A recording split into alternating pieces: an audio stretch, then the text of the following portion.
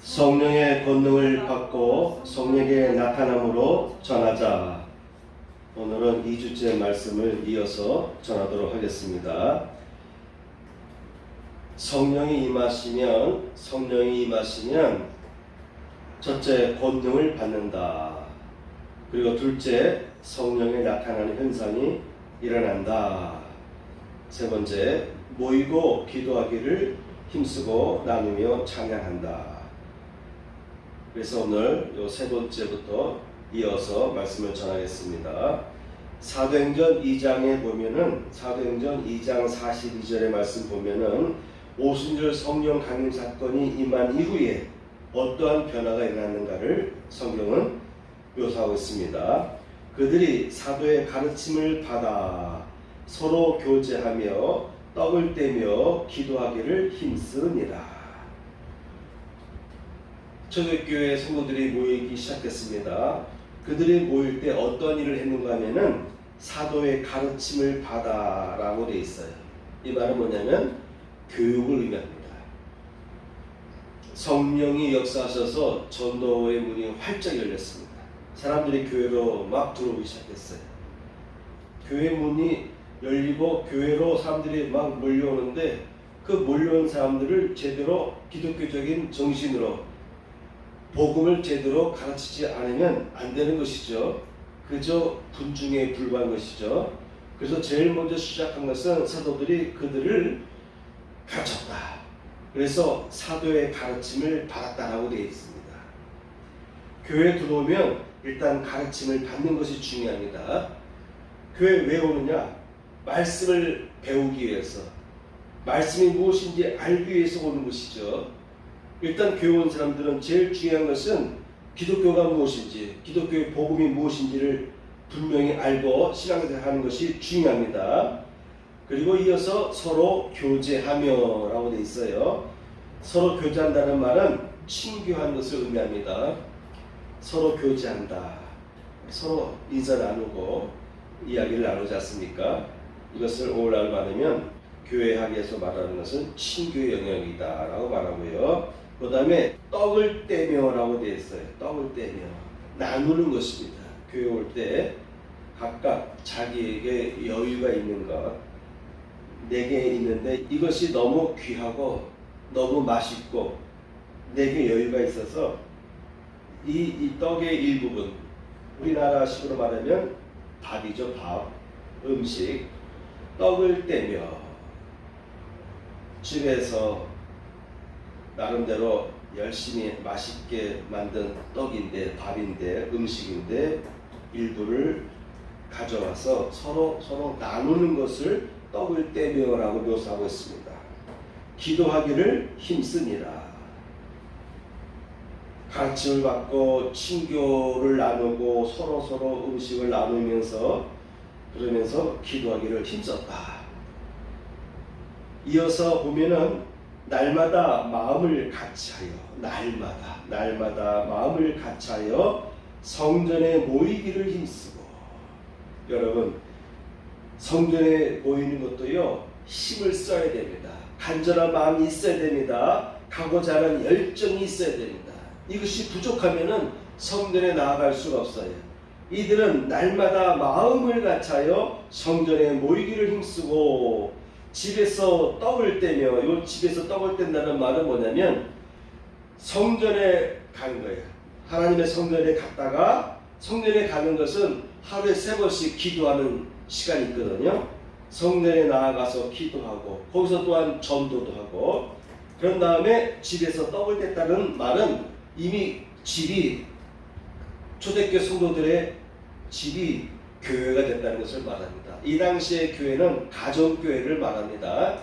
각 성도의 가정에서 좀 여유가 있는 그런 성도들의 집에 여러 사람들이 몰려가서 같이 말씀을 듣고 떡을 떼며, 그래서 집에서 떡을 떼며 기쁨과 순전한 마음으로 음식을 먹고, 떡을 떼고 기쁨과 순전한 마음으로 음식을 나눠 먹었다.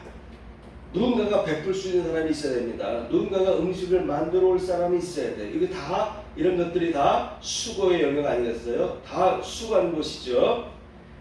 누군가가 희생적으로 수고하고 봉사하고 자기 것을 나눠줄 때 이와 같은 음식을 나눠 먹는 교제가 가능한 것입니다. 이어서 47절 말씀에 보면은 하나님을 찬미하며 또 온 백성에게 칭송을 받으니 주께서 구원받은 사람을 날마다 더하게 하시니라. 그저 모여서 음식을 나눠 먹느라고 정신이 없다가 바빠서 각각 자기의 집으로 흩어지는 그런 것이 아니고요. 음식을 먹고 하나님을 찬양했습니다. 교회에 와서 장시간 체조한 거예요. 그러다 보니까 먹을 시간이 된 거죠. 점심시간이 되니까 점심을 먹은 것이고, 그래서 그들은 먹고 바로 집에 간 것이 아니라 그들은 하나님을 찬양하기 시작했습니다. 그리고 또 온 백성에게 칭송을 받으니, 교회에 나온 성도들이 교회 바깥으로 나갔을 때에 그들의 행실에 의해서 세상 사람들이 판단하는데요. 초대교회 당시에 모인 사람들은 세상 바깥으로 나가면은 백성들에게, 온 백성들에게, 모든 백성들에게 칭송을 받았다라고 되어 있습니다. 그들이 어떻게 행동했기에 칭송을 받았을까요? 그렇게 했더니 주께서 구원받는 사람을 날마다 더하게 하십니다. 여러분, 기도만 열심히 한다고 되는 것이 아니고, 전도만 열심히 한다고 되는 것이 아니고, 물론 기도도 중요하고 전도하는 것도 중요하지만 이 모든 것들이, 모든 요소들이 골고루 잘 균형 있게 활성화될 때에 특히 이러한 영성에 의해서 성도들의 성품이 바뀌는 거예요. 윤리적으로 바뀌고, 양보하는 마음이 생기고, 너그러운 마음이 생기고, 온유한 마음이 생기고, 남을 칭찬하는 마음이 생기고, 사람들 앞에서 내가 더 낮아지고 겸손해지는 모습이 비춰질 때, 그런 가운데서 전도할 때, 그런 가운데서 전도를 위해서 기도할 때, 그때 주님께서 허락하시는 거예요. 구원받은 사람을 날마다 더하게 하시니라. 구원받은 사람들이 날마다 사방에 흩어진 제자들에 의해서 그들이 변화를 받으니까 교회에 대한 관심이 생긴 거예요. 그래서 교회로 그들의 발걸음이 이어졌고, 교회 와서 사도들의 가르침을 받았더니, 제자들의 가르침을 받았더니 기독교의 복음이 무엇인지를 제대로 이해할 수 있었고, 말씀을 들을 때에 성령께서 강하게 역사하니까 그들에게 믿음이 확실해졌고, 그래서 믿고 구원받은 수가 날마다 더하여지기 시작했습니다. 베드로가 말씀을 전했을 때는 3,000명이 구원받기도 하고요, 예수 믿기로 작정하기도 하고요, 5,000명이 예수 믿기로 작정하기도 하는 엄청난 폭발적인 부흥의 역사가 일어나기 시작한 것입니다. 여러분, 이와 같이 성령이 충만해지면 교회에 오는 것이 습관이 됩니다. 이들은 날마다 성전에 나아가서 기도하고, 또한 집에 와서 떡을 떼며 말씀의 가르침을 받고 서로 친교하고 기도하고 찬양하였다라고 되어 있지 않습니까? 그래서 여러분, 성령이 충만해지면은 교회에 오는 것이 쉬워져요. 습관화됩니다. 여러분, 신앙생활도요, 습관화되면 쉬워집니다. 습관이 안 되면 힘들어요. 그렇죠? 그래서 교회에 오는 것이 즐겁습니다. 즐겁고 기쁘고 그리고 즐거워집니다. 교회 와서 찬양하고 기도하고 하나님의 말씀을 경청하며 예배를 드릴 때에 그리스도인의 심령이 살아나기 시작해요. 심령이 살아나는 비결입니다. 몸이 건강하려면 운동을 해야 되고 음식을 조절해야 되죠. 규칙적인 생활을 해야 되죠. 그런데 영이 살아나는 비결은 뭐냐면은 이와 같이 날마다 모이기를 힘쓰며 교회에 와서 찬양하고 기도하고 말씀을 경청하며 하나님 앞에 예배를 드릴 때에 그들의 심령이 살아나기 시작하는 거예요. 그들이 기쁜 마음으로, 온전한 마음으로 기쁨이 넘쳐나서 즐겁게 교회 안에서 충만함으로 그들이 충전되니까 세상 나가서도요 불평할 수가 없어요. 은혜가 충만해지니까 그들이 나갔을 때 얼굴 표정이 달라지는 거예요. 얼굴이 벌써 온화하고 근심 걱정이 안 보이고. 첫째, 분명히 내가 아는데 얼마 전만 해도 저 사람들의 집에는 큰 어려움이 있었는데 지금 보니까 안 그런 거예요.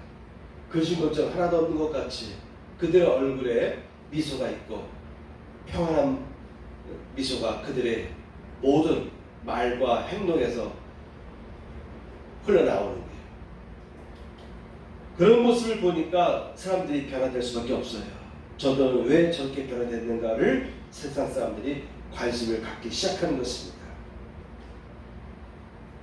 그래서 여러분, 우리 크리스찬들은 심령이 살아나는 것이 중요해요. 심령이 살아나고 건강한 심령을 갖는 것이 중요합니다. 심령이 살아나야 돼요. 우리 크리스찬들은 먼저 심령이 살아나야 돼요. 먹을거리, 환경, 구성원들의 조건들, 그런 것들에 의해서 교회가 잘 운영될 수도 있지만 그런 것들은 근본적인 것이 아니죠.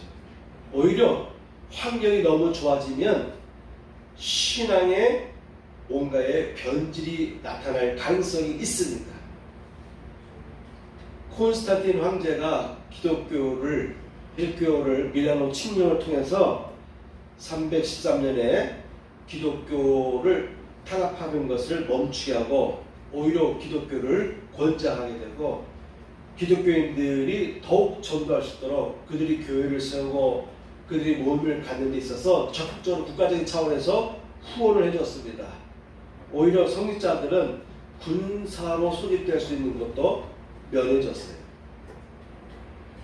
모든 재반 여건들을 국가적인 차원에서 로마가 갑자기 기독교에 대해서 모든 것을 지원해 준 거예요.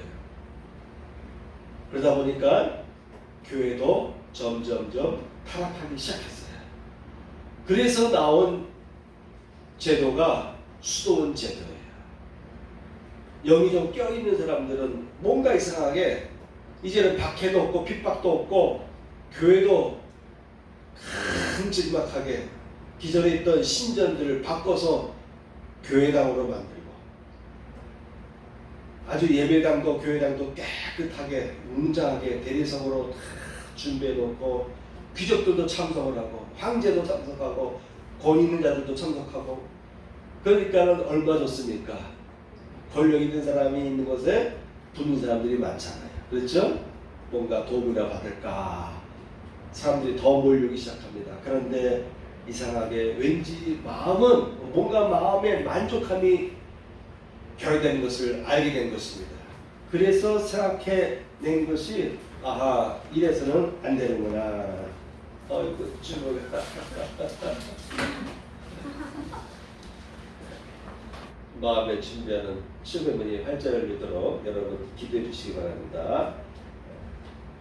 시험의 문이 열릴지어다. 아멘. 이어서 말씀 전하겠습니다. 그래서 오히려 환경은 좋아졌는데 웅장한 교회 예배당이 세워지고 권력 있는 분들이 귀족들이 교회로 몰려오고 그래서 사람들이 더욱더욱 예수를 믿게 되었는데 왠지 마음에 공허함이 생기는 거예요. 그래서 오히려 대리석으로 반들반들한 그런 예배당이 아닌 천연의 암석들, 바위들, 계곡들 그런 계곡에 가서 오로지 하나님만 바라보고 예수님만 바라보고 기도하는 수도사들이 생기기 시작한 거예요. 오늘날도 요즘에 보면은 관광하시는 분들이 주로 어디를 가느냐? 터키하고 그리스를 많이 가요. 로마도 가고. 그런데 그 가는 곳이 사실은 기독교의 성지, 예전에 기독교인들이 목을 자라다가 순교당한 곳들.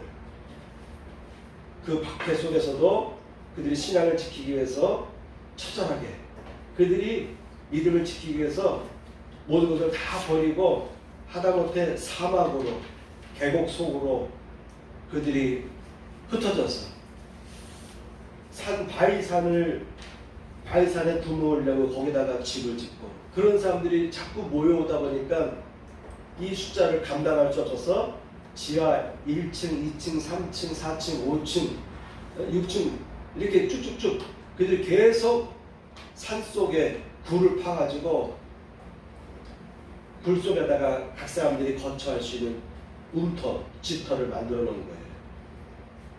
그래서 공기가 통하게 하고 그 산 밑에, 땅 밑에 지하에 그들이 굴을 파가지고 몰려오는 사람들이 거처할 수 있는 집들을 수만 가구들이 거기에 형성됩니다. 어떤 분은 100만 명이 모여 살 수도 있는 거대한 지하 도시가 형성됐다라는 말도 있는데 그들이 그런 곳에 몰려가서 신앙의 자유를 위해서 신앙을 지키기 위해서 그런 곳에 가서 거기서 그들이 주일날 예배를 드리면서 신앙을 지켰던 거예요.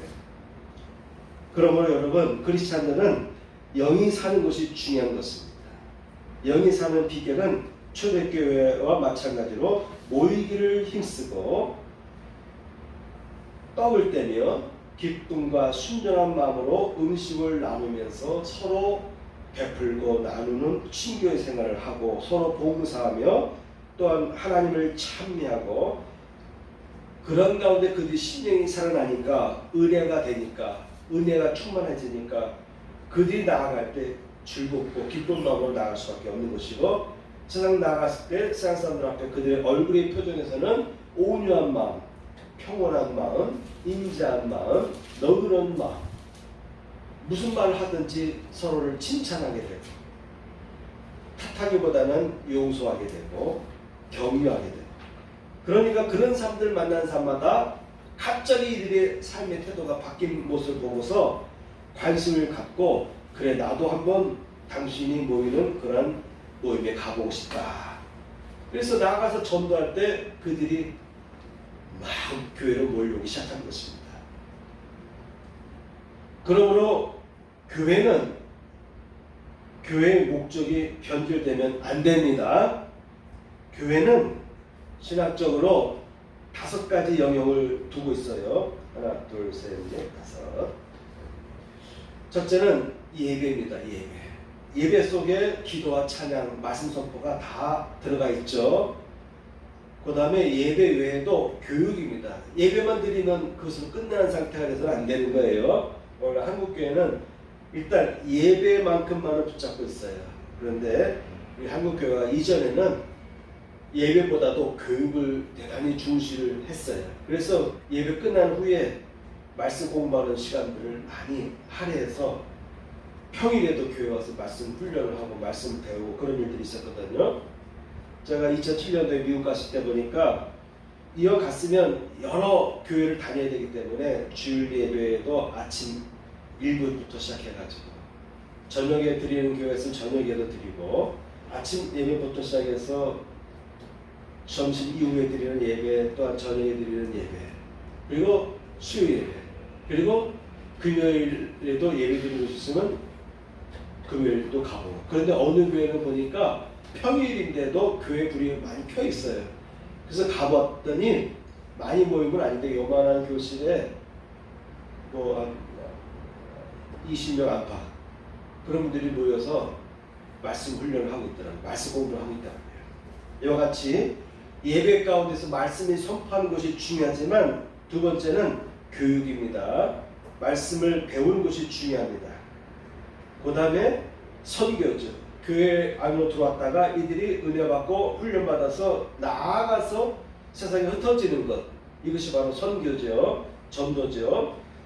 또한 교회는 교회 왔으니까 서로 오랜만에 만났잖아요. 물론 초대교회 당시에는 매일 날마다 모였다라고 되어 있는데 왜 이렇게 날마다 모여도 할 얘기가 많은지 그래서 서로 친교를 나눴습니다. 서로 같이 음식을 베푸는 거예요. 또 음식 베푼다는 의미는 누군가가 봉사하는 것이죠. 그래서 친교가 있고 봉사가 있어요. 이 5가지 영역이 골고루 이루어질 때 교회는 균형 잡히게 되고 건강한 교회가 되고 이런 교회에 있을 때에 성도들의 심령은 살아나기 시작하는 거예요.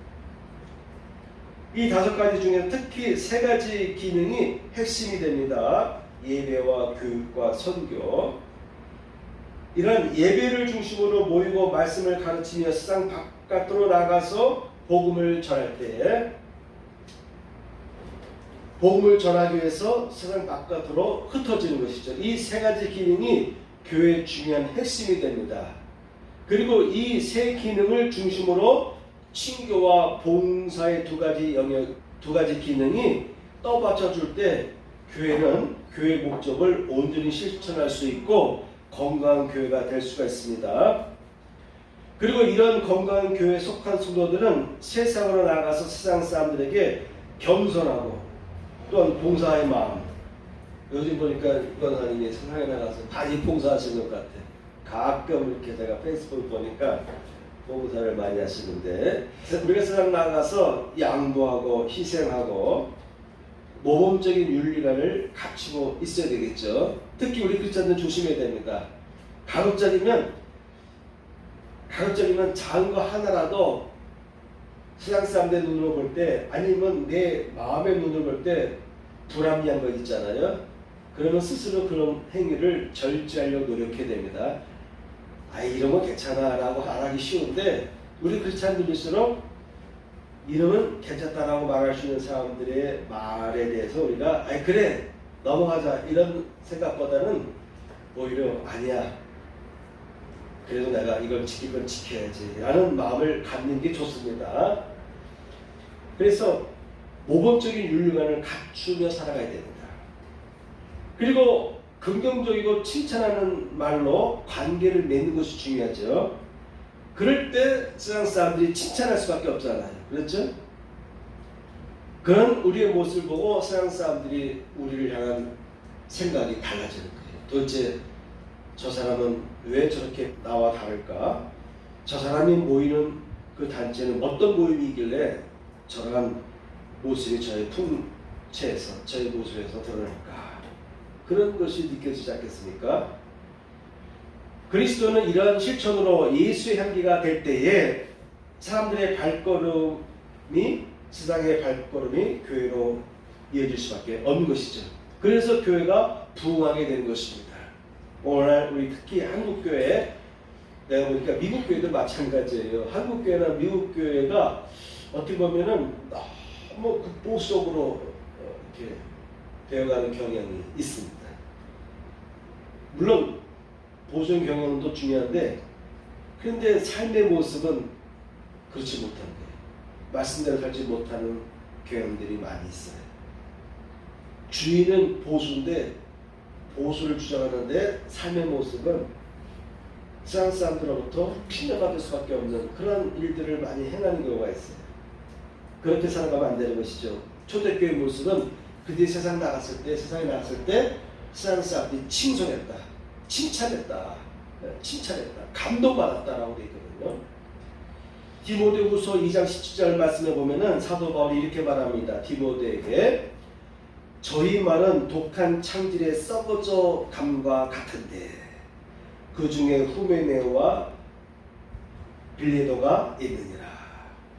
또한 디도에게 보내서 시면은 사도 바울이 선자들에게 들었더니 그 선자들이 말하기를 사람들은 거짓말하는 자이다, 이렇게 되어 있어요. 그래서 디도가 남아서 사역을 하고 있는데 사도 바울이 서신을 떼어가지고 너가 속한 그 지역은 거짓말하는 사람들이 많아, 또 그러다가 교회 온 사람들이 많아, 그러니까 교회 다니면서도 거짓말하는 사람들이 많지 않느냐 평가를 하는 것을 사도 바울이 보고를 받은 거예요. 그래서 디도야 너 조심해라 라고 말합니다. 초대교회 당시에도 거짓의 영역에 속해서 교회 안에도 거짓말하는 사람들이 생기기 시작합니다. 교회 안에도 독한 창질의 썩어져감과 같은 사람들이 생기기 시작해요. 근데 이 사람들의 영향력이 교회 안에서 많은 사람들에게 전염시켜 나가는 것이죠. 그래서 사도 바울은 디모데에게 관하고 디도에게 관하면서 조심할 것을 당부했습니다. 네 번째, 지혜와 총명의 영이 임하게 되는 것입니다. 모세가 이스라엘 자손에게 이르되 볼지어다 여호와께서 유다 지파 훌의 손자요 우리의 아들인 부살레를 지명하여 부르시고 하나님의 영을 그에게 충만하게 하여 지혜와 총명과 지식으로 여러 가지 일을 하게 하시되라고 되어 있어요. 하나님께서는 모세를 통해서 두 사례를 부르게 했습니다. 그를 통해서 성막을 짓도록 시켰습니다. 그런데 성경에 보면은 하나님의 영을 그에게 충만하게 하여 줬다라고 되어 있어요. 하나님께서 영을 충만하게 부어줄 때에 지혜와 총명과 지식이 넘쳐나게 되어 있어요. 성령이 임하시면 이와 같이 지혜와 총명과 지식으로 충만하게 되는 것이 중요합니다. 성령이 임했는데 지혜와 총명과 지식이 부족하고 은사만 드러나게 되고, 은사를 그가 받아서 방언의 은사와 예언의 은사가 있는데 아주 신기할 정도의 놀라운 은사가 그에게서 은사가 나타났는데 그의 판단과 생각은 미련하거나 세상 사람들의 기준으로 볼 때 지식적이지도 않고 지혜도 부족하고 총명함도 부족하다. 그리고 영향력이 어떠하겠습니까? 미미하죠. 그래서 하나님께서는요, 구약 시대에도 모세가 성막을 지을 때도 보면은요, 지혜의 영과 총명의 영을 부어주시고 지식이 넘쳐나게 하셨어요. 오늘도 마찬가지입니다. 성령이 임하면 지혜와 총명의 영이 임하기 시작합니다. 너희 각 지파에서 지혜와 지식이 있는 인정받는 자들을 택하라. 내가 그들을 세워서 너희의 수령을 삼으리라. 12지파에서도 평상시에 인정받은 사람들은 어떤 사람들이냐? 지혜와 지식이 인정받은 사람들입니다. 이와 같이 구약시대에도, 구약시대라고 한다면, 모세시대라고 한다면 청동기 시대라고 볼 수가 있어요. 그렇죠? 청동기 시대. 그죠? 아브라함이 BC 1800년 또는 2000년대 시대라면 그때도 청동기 시대죠. 그런데 묘한 것은 우리나라의 청동기 시대에 대한 기록이 거의 없어요. 그죠? 고조선에 대한, 단군에 대한, 고조선에 대한 이야기가 좀 있고, 물론 고구려, 백제, 신라에 대한 이야기도 많이 부족합니다. 그런데 우리가 읽고 있는, 우리가 갖고 있는 성경에서의 아브라함 시대는 BC 2000년에서 1800년 그 안팎으로 보고 있어요. 그리고 모세 시대는 BC 1500년에서 1800년 사이로 보고 있습니다. 이때는 청동기 시대. 우리가 너무나 잘 알고 있는 아브라함에 대한 이야기, 모세에 대한 이야기는 잘 알고 있는데 우리나라에서 이 동시대에 우리나라의 고조선 시대의 인물에 대한 기록이 거의 없어요. 그래서 하나님은 이스라엘을 택한 것 같아요. 똑같이 우리나라나 이스라엘 사람들이 똑같이 지혜로운데 그들을 문자로 다 남겼어요. 보관했습니다. 많이 필살해서 그들이 동굴에다 잘 보관해서 성경 말씀들이 오늘같이 우리들에게 손에 쥐어지게 된 거예요. 근데 우리 민족은 과거에 대한 기록이 거의 없어요. 물론 다른 민족도 마찬가지예요. 그래서 하나님은 이스라엘을 택한 것 같아요. 자, 그러면 여러분, 이와 같은 청동기 시대에도 하나님께서는 사람을 택할 때에 지혜와 지식이 평상시에 인정받았던 사람들을 택했다라는 것입니다. 모세가 눈의 아들 여호수아에게 안수하였으므로 그에게 지혜의 영이 충만하니, 모세가 안수했어요. 모세가 안수했는데 여호수아에게 지혜의 영이 충만하기 시작했습니다. 지도자를 세울 때도 하나님은 지혜로운 사람을 택하는 거예요. 오늘도 마찬가지죠. 하나님은 이 나라를 지키려고 할 때 지혜로운 사람들을 불러 쓰시는 것입니다. 지혜가 부족한 사람이 있으면 지혜의 영을 부어주셔서 지혜의 영이 충만하게 하셔서 그 사람을 들어 쓰게 되는 것입니다. 이스라엘 자손이 여호와께서 모세에게 명하신 대로 여호수아의 말을 순종하였더라. 지도자가 되려면 지혜의 영이 충만하게 임해야 되는 것입니다. 스데반이 지혜와 성령으로 말함을 그들이 능히 감당하지 못하여, 그들이 능히 당하지 못하여, 성령이 임하니까 7지사 중에 한 사람이 이 스데반이 그가 복음을 전하는데 지혜와 성령으로 말했더니 듣는 사람들이 능히 감당하지 못했다. 반박할 수가 없을 정도의 지혜와 총명함으로 그가 담대하게 말씀을 전했습니다. 저희가 베드로와 요한이 기탄 없이 마감을 보고 그 본래 학문 없는 범인으로 알았다가 이상히 여기며 성령이 임하니까 알려지지 않았던 베드로, 요한 같은 사람, 사도 바울 같은 사람은 학식 뛰어난 사람입니다. 오늘날로 말하면 서울대 박사학위를 밟았다 생각하면 되는데 그런 사도 바울이 말해도 듣지 않는 사람들인데 알려지지 않냐는 어디 학교를 나왔는지도 모르고 아마 학교 나오지도 않았을 거예요. 베드로나 요한 그저 어부생을 하던 갈릴리 촌동네 사람 출신이 나와서 말을 하는데 복음을 전하는데 기탄 없이 말함을 보고 저 사람들은 본래 학문이 없는 사람들인데 일반 사람인데 어찌 저한테 놀라운 말씀을 조리있게 잘하는고 감동을 받았어요. 그래서 그 사람들 듣는 사람들이 이상히 여겼다고 되어 있습니다. 그렇습니다. 성령이 임하면 지혜와 총명으로 충만하게 됩니다.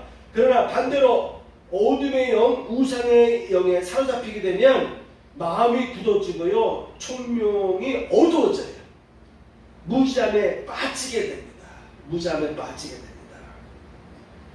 여러분 사람도요 신앙생활 해도 교회 이렇게 와도 어둠의 영, 무지의 영이 임할 수가 있어요. 성도들이 깨닫고 똑똑해지고 지혜롭고 총명해지는 것을 사단이 막을 수가 있습니다. 그래서 여러분 성령이 임해야 돼요. 성령이 임하시면은 그저 방언만 있는 것이 아니라 이와 같이 지혜와 총명의 영이 부어지게 되어 있습니다. 어둠의 영, 우상숭배의 영에 사로잡히게 되면 어떤 일이 벌어지냐면요. 여러분 에베소서 말씀 잠깐 보시기 바랍니다. 에베소서에 보면은 이런 말씀들이 있어요. 에베소서 4장 17절에서 20절까지 말씀 보겠습니다. 그러므로 내가 이것을 말하며 주 안에서 증언하노니 이제부터 너희는 이방인이 그 마음에 허망한 것을 행하지 말라. 이방인이 그 마음에 허망한 것을 행함같이 행하지 말아라. 왜? 너희는 교회 다니면서도 이방인들을 따라가느냐? 여러분 이방인들 따라가시면 안 됩니다. 세상 사람들 따라가면 안 돼요. 세상이 흩어지되 세상 사람들을 끌고 갈 수 있는 리더가 돼야 되는 거죠. 그들에게 빛이 되고 그들을 끌고 갈 수 있는 여러분 리더가 되어야 됩니다. 이방인이 그 마음에 험한 것을 행함같이 끌려가지 말아라. 따라가지 말아라. 그들의 총명이 어두워지고 그들 가운데 있는 무지함과 그들의 마음이 굳어짐으로 말미암아 하나님의 생명에서 떠나 있도다. 여러분 하나님의 생명에 가까워질수록 어떻게 됩니까? 마음이 굳어지지 않습니다. 마음이 부드러워집니다. 그리고 무지하지 않습니다. 반면에 하나님의 영으로부터 떠난 사람은 생명으로부터 떠난 사람은 무지해진다. 무지해진다. 총명이 어두워지고 그들 가운데는 무지함과 마음의 굳어짐이 나타난다. 그래서 하나님 생명에서 떠난다. 그들이 감각 없는 자가 되어 자신을 방탕에 방임하여 모든 더러운 것을 욕심으로 행하되 오직 너희는 그리스도를 그같이 배우지 아니하였느니라. 에베소 교회를 향한 사도 바울의 서신이 이와 같은 내용인데 사도 바울이 서신을 보내면서 이런 내용들을 너는 잘 알고 그들을 깨우쳐라. 너희 에베소 교회들을 깨우쳐라 라고 당부하고 있는 것입니다. 세상에 끌려가지 말아라. 이어서 뒤로 에베소서 5장 5절 너희도 정녕 이것을 알거니와 음행하는 자나 더러운 자나 탐하는 자 곧 우상 숭배자는 다 그리스도와 하나님의 나라에서 기업을 얻지 못하느니라. 우상 숭배하는 자는 다 그리스도와 하나님의 나라에서 기업을 얻지 못하느니라. 그래서 여러분 성령이 임한 사람과 성령이 임하지 않은 사람, 오히려 더러운 영이 임하고 악한 영이 임한 사람들, 세상의 영이 임한 사람들의 이와 같은 차이가 있습니다. 이런 사람들은 하나님의 나라에 들어갈 수 없다. 하나님의 생명에서 떠나 있느니라. 떨어졌느니라. 불의한 자가 하나님의 나라를 유업으로 받지 못할 줄을 알지 못하느냐. 미혹을 받지 말라. 음행한 자나 우상 숭배하는 자나 간음하는 자나 탐색하는 자나 남색하는 자나 도적이나 탐욕을 부리는 자나 술 취하는 자나 모욕하는 자나 속여 빼앗는 자들은 하나님의 나라를 유업으로 받지 못하리라 라고 고린도서에서 사도 바울이 고린도 교회를 향해서 선포했습니다. 형제들아 내가 이것을 말하노니 혈과 육은 하나님의 나라를 유업으로 받을 수 없고 또한 썩은 것은 썩지 아니한 것을 유업으로 받지 못하느니라. 그러므로 육에 속하지 말아라라고 고린도 교회를 향해서 사도 바울이 재차 강조했습니다. 육체의 일은 분명하니 곧 음행과 더러운 것과 호색과 우상숭배와 주술과 원수 맺는 것과 분쟁과 시기와 분냄과 당짓는 것과 분열함과 이단과 투기와 술취함과 방탕함과 또 그와 같은 것들이라. 전에 너희에게 경계한 것 같이 경계하노니 이런 일을 하는 자들은 하나님의 나라를 유업으로 받지 못할 것이요. 그러므로 땅에 있는 지체를 죽이라. 곧 음란과 부정과 사욕과 악한 정욕과 탐심이니 탐심은 우상 숭배니라. 사도 바울이 에베소서에도 그렇고 골로새서도 그렇고요. 탐심하는 자 곧 우상 숭배한 자라고 되어 있거든요. 골로새서도 보면은 탐심은 우상 숭배다라고 말하고 있습니다. 탐심은 우상 숭배니라. 이것들을 인하여 하나님의 진노가 임한다라고 사도 바울은 경고합니다. 자, 이와 같이 성령이 임하면 지혜의 영이 임하게 되어 있습니다. 세 번째, 많은 사람들이 구원을 받게 됩니다. 성령이 임하면요, 많은 사람들이 구원을 받게 됩니다. 서두에 얘기했듯이 그와 같은 삶을 통해서 많은 사람들이 교회로 몰려오게 되었어요. 사도행전 2장 말씀 보면 여러 말로 확증하며 권하여 이르되 너희가 이 패역한 세대에서 구원을 받으라 하니 이 말을 받은 사람들은 세례를 받음에 이날의 신도의 수가 3,000이나 더하더라. 베드로가 갑자기 성령이 임한 다음에 말씀을 전했더니요, 갑자기 3,000명이 구원받기 시작했습니다. 한 마음으로 음식을 먹고 하나님을 찬미하며 또 온 백성에게 칭송을 받으니 주께서 구원받은 사람을 날마다 더하게 하시니라. 말씀을 듣는 사람 중에 믿는 자가 많으니 남자의 수가 약 5,000이나 되었더라. 이제 말씀을 듣는 사람 중에 믿는 사람이 많아졌는데 남자의 수만 5,000명이 되었다. 예루살렘에 엄청나게 폭발적으로 부흥이 일어나는 것입니다. 사도들의 손을 통하여 민간의 표적과 기사가 많이 일어나며 믿는 사람이 다 마음을 같이하여 솔로몬 행각에 모이고 그 나머지는 감히 그들과 상종하는 사람이 없으나 백성이 칭송하더라. 성령이 임하면요, 백성이 안 믿는 사람들조차도 칭찬하는, 크리스찬들 칭찬하는 것입니다. 오늘날 한국교회는 이런 부분에 있어서 대단히 약해요. 세상으로부터 우리 크리스찬들이 욕을 먹는 일이 많이 있어요. 이러면 안 되는 거예요. 세상 사람들이 칭송하는 일들이 생겨야 됩니다. 믿고 죽게 나오는 자가 더 많으니 남녀의 큰 무리다. 이제는 수를 셀 수가 없어요. 3,000명이든 5,000명이든 셀 수가 없어요. 남녀의 무리가 큰 무리를 이루었습니다. 하나님의 말씀이 점점 왕성하여 예루살렘에 있는 제자의 수가 더 심히 많아지고 더 심히 많아지고 허다한 제사장의 무리도 이 도에 복종하니라. 이제 제사장들조차도 기독교로 개종하기 시작한 것입니다. 마지막 네 번째입니다. 성령을 마시며 성령으로 살자. 세 번째는 성령이 임하시면에 대한 내용이었는데 마지막 성령을 마시며 성령으로 살자를 전하고 마치겠습니다. 예수께서 대답하여 가라사대 이 물을 먹는 자마다 다시 목마르지 아니하리니 나의 주는 물은 그 속에서 영생하도록 솟아나는 샘물이 되리라. 나를 믿는 자는 성령의 이름과 같이 그 배에서 생수의 강이 흘러나리라 하시니 이는 그를 믿는 자의 받을 성령을 가리켜 말씀하신 것이라. 성령을 생수로 묘사했습니다. 생수의 강. 성령을 받은 사람에게는 생수의 강이 흘러난다. 생수의 강이 흘러난다. 예수께서 대답하여 가라사대 이 물을 먹는 자마다 다시는 목마르지 아니하리니 나의 주는 물은 그 속에서 영생하도록 솟아나는 샘물이 되리라. 영생하도록 솟아나는 샘물이 되고요, 생수의 강이 그 배에서 흘러넘치는 것이다. 성령이 임하게 되면 그런 일들이 생기는 것이죠. 사도 바울은 고린도전서 12장 13절에서 이렇게 말합니다. 다 한 성령으로 세례를 받아 한 몸이 되었고 다 한 성령을 마시게 하셨느니라. 그래서 여러분 초대교회에서의 성령에 대한 묘사를 보면은 성령을 마신다. 성령을 마신다. 성령 충만을 받았다 또는 성령을 마신다. 생수를 마신다라고 묘사하고 있습니다. 우리를 구원하시되 우리의 행위로 말미암지 아니하고 오직 그의 궁리하심을 쫓아 중생의 씻음과 성령이 새롭게 하심으로 하셨다. 성령이 오시니까요 중생의 씻음, 회심을 말합니다. 회심. 갑자기 내게 변화가 생기는데 존 웨슬레이 회심과 같은 내 안에 있던 죄가 다 새졌던 어떤 확신이 생기는 거예요. 존 웨슬레이와 찰스 웨슬레이는 이미 이들은 목사입니다. 영국 성공의 목사예요.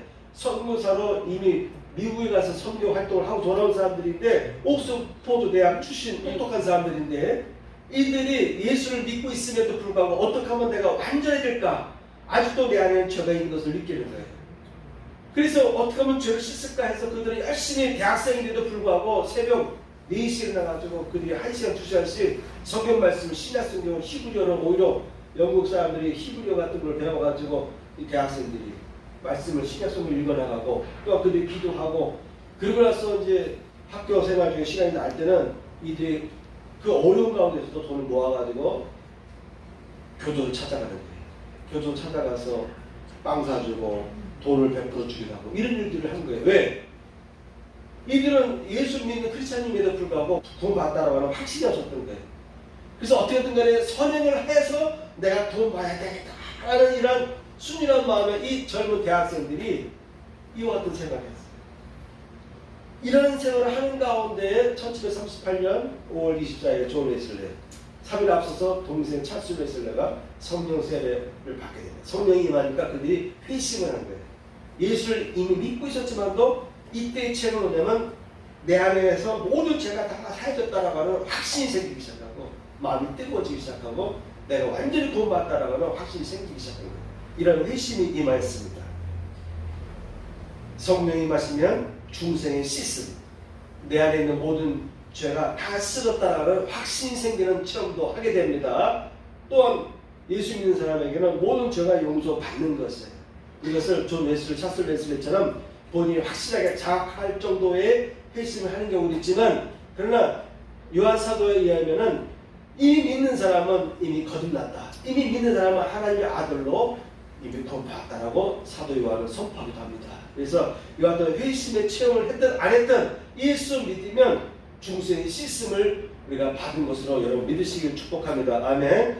마지막 전하겠습니다. 우리가 성령으로 믿음을 쫓아 의의 소망을 기다리노라. 내가 이르노니 너희는 성령을 쫓아 행하라. 그리하면 육체의 욕심을 이루지 아니하리라. 너희가 만일 성령이 인도하시는 바가 되면 율법 아래 있지 아니하리라. 만일 우리가 성령으로 살면 또한 성령으로 행할지니. 그래서 여러분 우리 크리스찬들은 이미 성령이 임한 사람들이에요. 존 웨슬리처럼 내 안에 성령이 임했는지 임하지 않았는지 확신이 없는 사람이 있을 수도 있지만 사도 요한은 예수를 믿는다면 하나님의 아들 예수를 믿는 사람에게는 이미 하나님의 자녀다. 아들이다라고 했거든요. 성령이 이미 그 안에 와 계신 것입니다. 그러면 우리 크리스찬들은 내 안에 있는 성령님을 인식할 수 있어야 돼요. 내 안에 성령님과 자꾸 대화하셔야 됩니다. 내 안에 성령님과 자꾸 교제하셔야 돼요. 성령은 누구라고요? 예수의 영이다. 이 성령은 예수의 영이신데 예수의 것을 가지고 우리에게 여러 가지 예언적인 말을 해주시고 지도해 주시고 상담해 주시고 이끌어 주신다고 되어 있어요.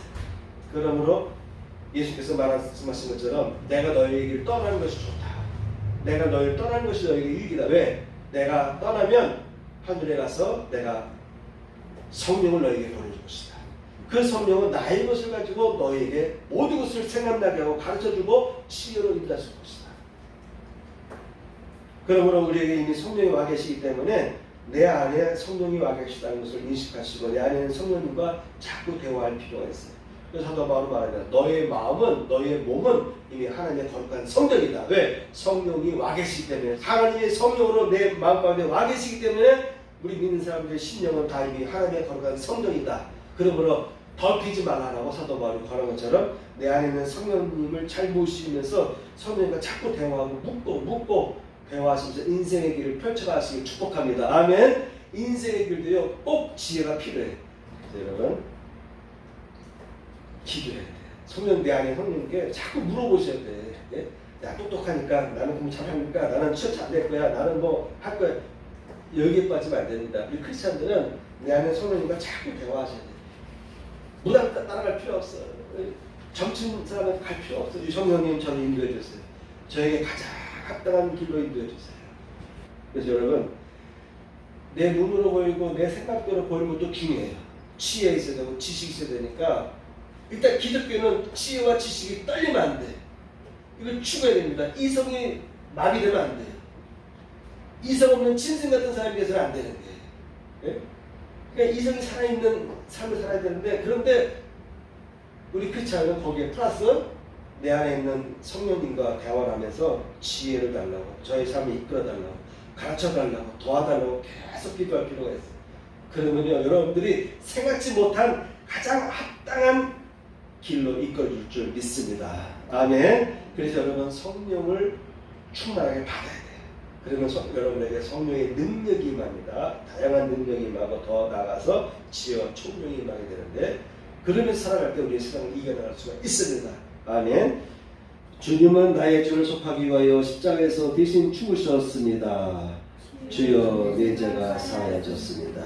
주님은 채찍에 맞으셨습니다. 제가 치료를 받았습니다. 아멘.